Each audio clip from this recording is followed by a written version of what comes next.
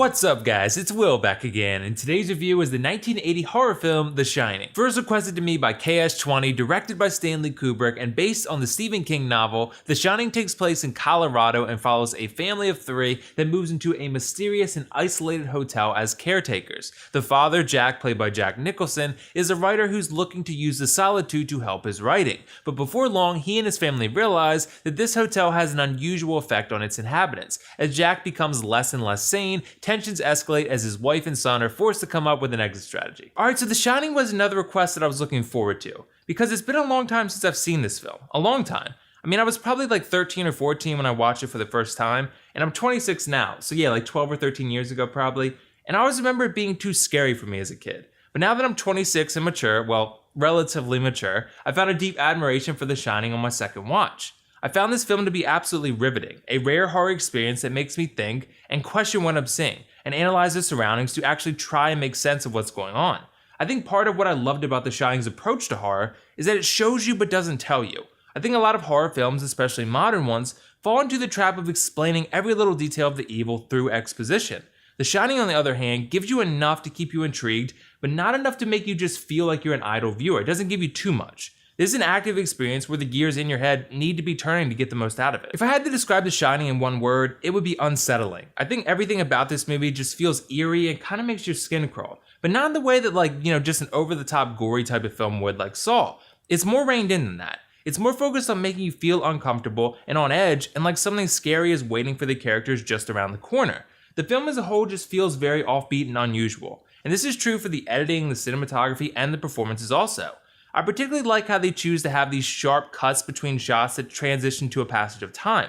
I think the point was to illustrate how the hotel gradually drives its victims madder and madder over time, and that's illustrated to the audience through the editing, and I thought that was really cool. I also thought the acting was fantastic from everyone involved. I think there's really 4 performances that are of major significance here, and I thought each of them brought a lot of value to the experience as a whole. First off, Jack Nicholson is great here. This is one of the best performances I've seen him give, because the way that he gradually transforms into an entirely different person over the course of the film is just awesome.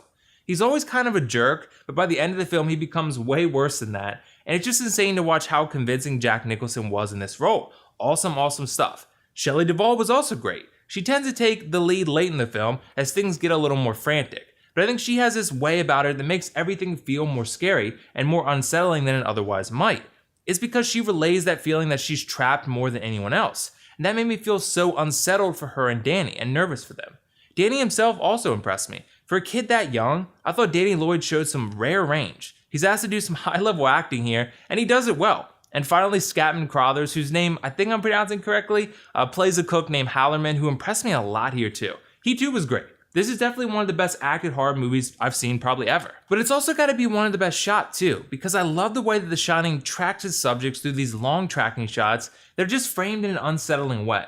Like as a viewer, you know something really weird is just waiting for you right around the corner. I love that feeling because it immerses you fully into a hotel that clearly has some supernatural stuff going on. Supernatural stuff that's sure to surprise you and scare the hell out of you. But there's also other shots as well that hold for a really long time and just feel also very unsettling. It's psychological horror and it works on a level that's very special. I also thought the music was great too, because there's a lot of visuals and scenes as a whole that aren't incredibly graphic or scary, but you still feel it because the music sends those feelings your way regardless. And in that way it does the heavy lifting every now and then, because you're experiencing something frightful and suspenseful, but you might not always get that vibe from the visuals themselves and what you're seeing. The conflict builds and builds and the music does the same. Hell, even the conflict, when it doesn't necessarily build, the music still does by providing more than its fair share of scary vibes. I think the biggest difference I noticed this time around is, like I mentioned earlier, The Shining requires an active mind to enjoy. Every line of dialogue is a clue, every visual cue leads to some bigger theme or meaning, and ultimately this is a film that takes horror and makes it psychological. And that's a big reason I loved it so much. When all the pieces at play here are working perfectly in sync with one another, you have horror that's more than just cheap gore or jump scares. The Shining is an excellent example of how to craft a horror film. As for the pros cons, I thought The Shining had an engaging, psychological, and unsettling horror story, excellent cinematography and editing, very strong acting, and excellent music. As for the cons, honestly, nothing. I'm gonna give The Shining a 10 out of 10 and recommend that all horror fans watch this one if you haven't already, or just watch it again if you have seen it, because why not? So have you guys seen The Shining yet? What did you think of it? And if not, let me know why not. And also let me know your favorite theories and what's actually going on in this film. Lots to discuss there for sure. That's all for now though. This is WillFoxification signing off. See you in the next video.